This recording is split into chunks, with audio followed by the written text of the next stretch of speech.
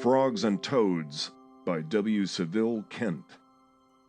The amphibian class, through the newts and salamanders more especially, would appear at first sight to have much in common with and to be most closely allied to the lizards previously described. As a matter of fact, however, the group is much more nearly related to the fishes. Quite the most characteristic feature in the amphibians that is indicative of the above-mentioned affinity is the circumstance that for a more or less longer period of their existence, their respiratory organs take the form of external gills, structures not found in any of the preceding vertebrate classes. Another diagnostic character of the amphibia is afforded by the circumstance that they all pass through a transitional or larval condition before arriving at the adult state. The familiar tadpole phase of the common frog or toad typically illustrates this point. During its earliest larval state, the fish-like resemblance is especially conspicuous. In addition to possessing gills, the body is limbless and produced into a long fish-like tail, having superior and inferior fin-like membranes with which the little animal propels itself through the water. These locomotive fins, however, are never furnished with supporting fin rays as obtains among the fishes. In contradistinction to the lizards and snakes, the skin of amphibians is never covered with spines or scales, but is soft and naked. In many of the toads and salamanders, the surface of the skin is, however, warded and highly glandular, and capable of emitting an acrid and sometimes poisonous fluid. More or less pronounced conditions of moisture are essential for the well-being of all amphibians. The eggs are deposited, and the earlier or larval conditions, with but few exceptions, passed in the water while the adults remain in its near proximity and frequently take up their abode in it.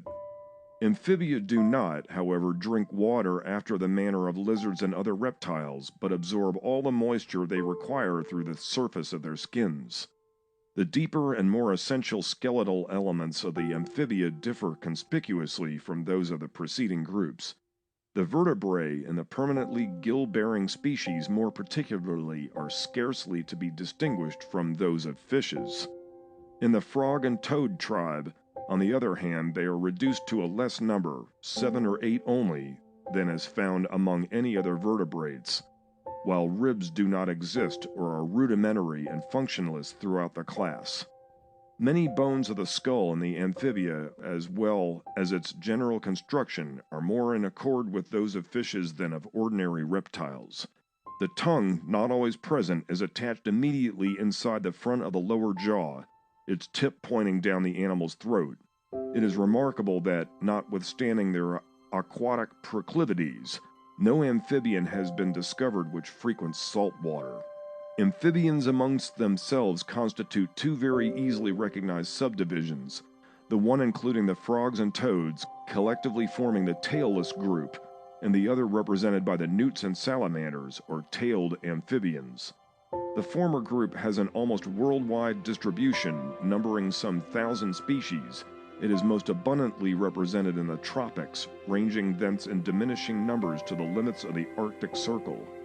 In colder climates, these amphibia usually hibernate during the winter months, while in tropical countries, where dry seasons intervene, they often bury themselves in the mud and remain in a state of torpor till the return of the rains. The majority are more or less essentially nocturnal in their habits. Frogs and toads commence life in an aquatic tadpole phase. While in the adult state they are strictly carnivorous, the tadpoles are vegetarian feeders. The section to which the common British frog belongs includes nearly 150 species, collectively known as water frogs, which present considerable differences in both their aspect and habits. While some are perennially aquatic, others only resort to the water during the breeding season. Some are terrestrial and occasionally earth burrowers, while yet another series is essentially arboreal. In addition to the familiar British species, the much esteemed edible frog of the continent has become acclimatized in England. A dark-colored race of this frog, supposed to have been introduced by the monks centuries since on account of its esculent properties, is plentiful in the fens of Cambridgeshire. while a greener race of the same species was imported to and established in Norfolk somewhere about the year 1840. The edible frog may be distinguished from the common species by the more complete webbing of its hind feet, the absence of the dark so-called temporal spot that extends from the eye to the shoulder, and the presence in the males of a globular sac on each side of the head, which confers upon them louder croaking powers than are possessed by the common species. The loudest voiced as well as almost the largest member of this group is the bullfrog of Canada and the United States. The length of the body in this species may be as much as from 7 to 7.5 inches, exclusive of the legs, and its croakings, or more correctly bellowings, are so loud that it may be heard for a distance of several miles. These croakings are most pronounced during the early spring or breeding season. In the southern United States, however, they are maintained more or less persistently throughout the year. While the British frog contents itself with a diet of slugs, worms, beetles, and other insects, the bullfrog aspires to larger quarry and has an especial penchant for young ducklings. As a compensation, the flesh of the bullfrog is said to be very delicately flavored, and the species is so much esteemed in some localities as to be kept in captivity and fattened for the table. It has been recorded that the bullfrog makes leaps of from 8 to 10 feet in length and 5 feet in height. In point of size, the bullfrog is somewhat eclipsed by a species discovered in the Solomon Islands and known as Guppy's frog. This huge frog has a body no less than 9 inches in length. It has not been recorded whether its vocal powers are proportionately loud. Another large species allied to the bullfrogs is found in South and East Africa, whose flesh is attested to by Dr. Livingstone as being excellent eating and resembling chicken when cooked. This frog, known to the natives as the matlamitlo, is supposed by them to fall from the clouds on account of its sudden appearance in even the driest parts of the desert immediately after a thunderstorm. The species, however, is in the habit of making holes at the roots of bushes, into which it retires during the months of drought, rushing out into the hollows filled by the thunderstorms while the rain is still actually falling. Even during the long drought, these frogs continue their croakings from their retreats at night, and are very misleading to travelers who customarily associate their presence with the immediate neighborhood of water. There is a remarkable difference in the voice timbre of the various species of frogs. In England, with its one indigenous variety, comparisons cannot be instituted. In countries, however, like Australia, where numbers of species live in close proximity, the phenomenon is very marked. Some only give voice in the evening or night, while others keep up their clamor throughout the day. With some, the note is metallic and almost bell-like, while one diurnal croaking species, which congregates in great numbers in the eastern Tasmanian coast district, emits a loud percussive note closely resembling that of a stonebreaker's hammer. On several occasions, in fact, when driving through the areas these frogs frequented, the impression produced by their croaking was so realistic that the next turn on the road was expected to reveal the presence of a large gang of road makers engaged in negotiating a wayside stone heap. One of the most remarkable species is the flying frog of Java. The power of flight is simulated in this instance on a different principle to that which obtains in any other group. It is not accomplished through the medium of abnormally produced ribs with connecting membrane, as occurs in the flying lizards, nor by means of a flap of skin stretched between the fore and hind limbs, as in the flying squirrels and phalangers. In place of these, the toes of all 4 feet are abnormally prolonged, and their interspaces bridged over to their tips by webbing. The body of this frog is about 4 inches long, while the webs of the feet, when fully expanded, cover collectively an area of fully 12 square inches. They thus constitute aerial floats which enable their owner to make prodigiously long flying leaps among the trees in which it takes up its abode. The colors of this singular species are striking. The back and limbs are a deep shining green, the undersurface and inner toes yellow, and the webs black rayed with yellow. In common with the typical tree frogs, the toes of this Javan flying variety all terminate in a dilated adhesive disc. Among the oddities of the frog tribe, prominence may be given to the singular short-headed frogs of East Africa. In these the head is so short and the body, when puffed out, so nearly globular that they have been aptly described as more nearly resembling India rubber balls than frogs. Another notable form, inhabiting Chile, is remarkable for the circumstance that the throat sac of the male is so enlarged and modified as to form a chamber on the undersurface of the body. In this sac, the eggs laid by the female are deposited and pass through their tadpole phases. The horned frogs, or horned toads of South America, constitute a distinct and interesting group. They are of large size, stout and rotund, gorgeously apparelled, and truculent in bearing. There are nearly a dozen known species, the distinctive feature from which they take their name having reference to the stiff, horn-like development of their upper eyelids. The largest species is a native of Brazil, whose body may be as much as 8 inches long. This species has the horn-like processes of the eyelids most prominently developed. A somewhat smaller but conspicuously handsome species, plentiful in the Argentine Republic, is at the present time represented by several individuals at the Regent's Park Gardens. In this animal, the body is relatively more obese and toad-like than in the Brazilian form, but the horn-like angle of the upper eyelid is only slightly produced. The colors vary somewhat. The general ground tint of the upper surface is bronze green or yellow, upon which are distributed large spots and blotches of dark olive or chocolate, having light yellow or golden margins. The spots on the limbs are the widest and almost take the character of cross bands. Bright claret red lines are sometimes developed in and among the body spots. A very interesting account of the habits of this frog appears in Mr. W. H. Hudson's The Naturalist in La Plata. Mr. Hudson reports it as being common on the Pampas as far south as the Rio Colorado in Patagonia.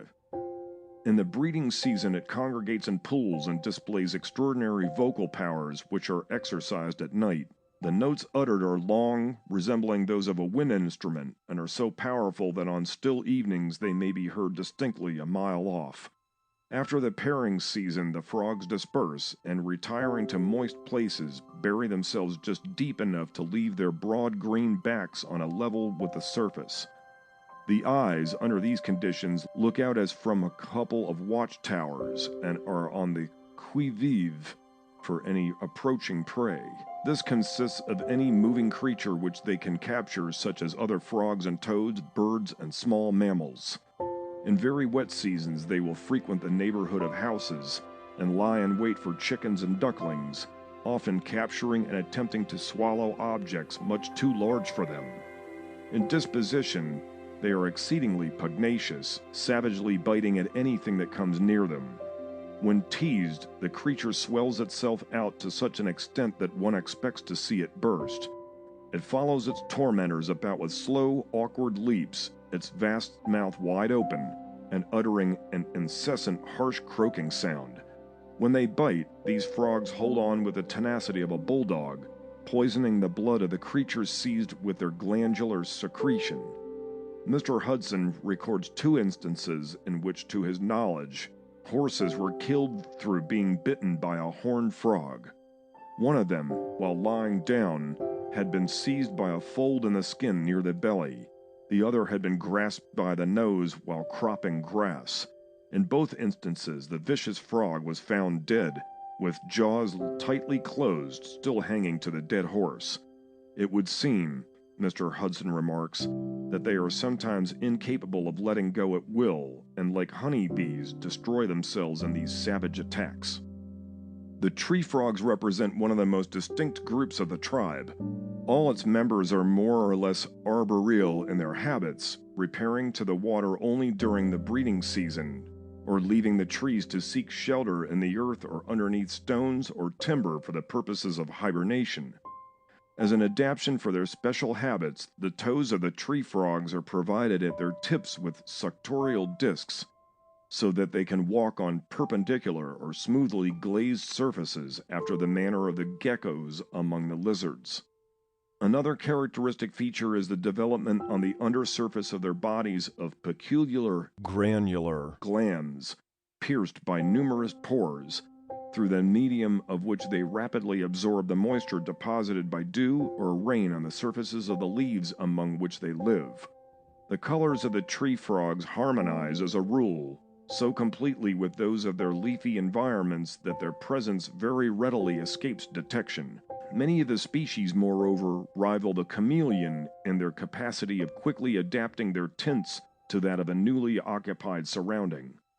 Green is naturally the dominant ground tint of these frogs. Often, however, it is intermixed with stripes and bands of other colors, while sometimes the green hue is entirely replaced, as in the blue or bicolored tree frog of South America, which is brilliant azure above and pure white beneath. A very beautiful Australian species, abundant in Tasmania and Victoria, and appropriately named the golden tree frog, has its grass-green overcoat thickly overlaid and embroidered with, as it were, the purest beaten gold. One small species of tree frog is common on the European continent, its distribution extending to North Africa and eastward throughout Asia north of the Himalaya to Japan. The species is imported into England in considerable numbers and readily becomes acclimatized in a conservatory. Green above and whitish beneath constitute the prevailing tints of this species, such uniformity being, however, varied by the presence of a darker, often nearly black, light-edged streak that extends from the snout through the eye and ear along each side of the body and sends a branch upwards and forwards on the loins. The male of this European species shares with many others of its tribe the possession of a large external vocal sac, which when inflated bulges out from the throat in a spherical form to dimensions little inferior to those of the creature's body. It may be observed of examples of these frogs acclimatized in a conservatory that the falling of heavy rain on the roof is an almost certain incentive to their croakings. By pouring water resonantly from a little height into another vessel, the writer also found that he could produce a frog chorus at command. The European and other tree frogs deposit their eggs in the water, some species constructing a symmetrical, crater-like nest of mud for the reception of the eggs and tadpoles. Certain kinds, however, never leave the trees, having adapted their requirements to the naturally provided environments. Thus, one Brazilian species deposits its eggs in the water almost invariably contained in the central cup of a tree, while another allied frog chooses for the same purpose the moist interstices at the bases of decaying banana leaves. A step further, resulting in complete independence of external water, is arrived at by the marsupial, or pouched tree frog of Central America. In this species, the female develops a capacious pouch on her back, which opens backward, and wherein both the eggs, primarily assisted to their position by the male, and tadpoles undergo their characteristic transformations. As a contrast to the foregoing exclusively tree-dwelling forms, one very fine species common in Queensland has pronounced social proclivities. He is a fine fellow, with a bright pea-green coat and large, lustrous black eyes, and either with or without your leave invades your bedroom from the adjoining veranda and makes the lip of your water jug his headquarters. Here he will lie low the livelong day. With the approach of night, however, this lethargy is thrown aside, and he hops forth, making excursions through every room in search of black beetles, spiders, moths, or other acceptable quarry. In this vermin-destroying capacity, he is a welcome guest to all except perhaps the ultra-squeamish housekeeper, his occasional offense of an upset glass or cup during his excited chase of the wily cockroach being readily condoned. He has a playful habit, too, during his midnight wanderings of climbing up walls and ceilings, to which he readily clings with his adhesive toes, and mayhap drops down on the recumbent form of some peaceful sleeper who, if a stranger, possibly wakes with an alarming apprehension of snakes or other uncanny intruders. When once this Queensland green frog has determined upon his camping ground, he clings to it with remarkable pertinacity. You may deport him time after time, and even carry him half a day's journey into the wilderness, but he turns up again the next morning or the following one. Toads are distinguished from frogs by their sluggish creeping movements and by their non-possession of teeth.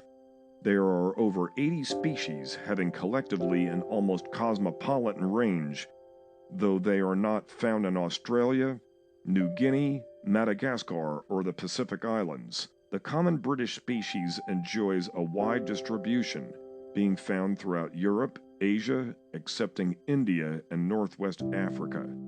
Its somewhat clumsy, brown, wrinkled, and warded body, with darker spots and markings on the upper surface and white speckled undersurface, will be familiar to every reader. With many, it is an unwarranted object of aversion, and in country districts is not infrequently accredited with venomous properties. Toad spawn is plentiful in ponds and ditches in the early spring, and may be distinguished from that of the frog by the fact of its being deposited in chain-like strings, the eggs being arranged in a double alternating row, instead of in irregular masses, as obtains with the last named species. The individual eggs are, moreover, smaller and deposited 2 or 3 weeks later in the season than those of the frog. A second and somewhat rarer British toad is known as the natterjack. It may be distinguished from the ordinary species by the shorter hind limbs, the more prominent eyes, and the conspicuous yellow line down the middle of its back. It is also somewhat more active than the common species. The last member of the group which demands brief notice is the singular water toad of Suriname. This animal, also known as the pipa, is an inhabitant of the moist forest regions of the Guianas in Central America, and remarkable on account of the singular phenomena connected with its breeding habits. The eggs, from 60 to over 100 in number, are deposited by the female in the water in the ordinary manner, but at this stage they are taken in hand by the male and literally planted in the back of the female, whose skin in this region becomes abnormally soft and thickened at this season. The young toads undergo their complete development in the parental integument, each egg and its resulting embryo occupying a separate, primarily cylindrical chamber, which by lateral pressure becomes hexagonal, resembling a honeycomb cell. 82 days are occupied from the time of the deposition of the eggs until the young toads emerge into the outer world, their appearance as they make their debut, with here a head and there, one or it may be 2 limbs thrust out from the surface of the parent's back, being highly grotesque. This is the end of section 25 by Dave Currier.